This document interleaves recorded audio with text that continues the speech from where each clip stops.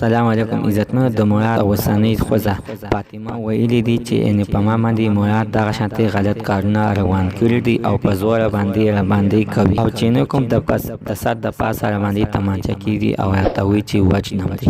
عزتمن د دې ویډیو نه مخکې تاسو ته زه دا یادګینه کوم تاسو کو چې زموږ په نوي وي حتما د سره زموږ دا چینل د سره سبسکرایب کړئ، خوا کې وسره د ټلې نشان وه چې خیر یو نوي معلوماتي ویډیو تاسو ته په اسانۍ باندې در ورسي. عزتمن د دې خبر نه ټوله نړۍ خبر ته او ویلي دي چې دا د نیلم ګل خاوند چې دا دویمه ښځه کړې ده، نو په هغې باندې مراد دغه شانتې ظلمونو کارونه یې پیښ وکړل. عزتمنو دا کوم کارونه یې پیښ وکړل دي چې هغه کارونه دي چې کوم کارونه به مراد په نیلم ګل باندې کول په زوره باندې. نو عزتمنو د دغه شانتې د خپلې دویمه ښځې ته وویلې ته د نیلم ګل دا څه ښایسته نه او څه ښه نه، هغې به زما خبره منله ته به یې منې. نو فاطمې ورته غاړه کېښوه چې دا اکثر خبره ده چې زه یې ومنم. نو مراد ورته په جواب کې ویلې تا ته به د شپې پته ولګي چې یعنې څه خبره ده.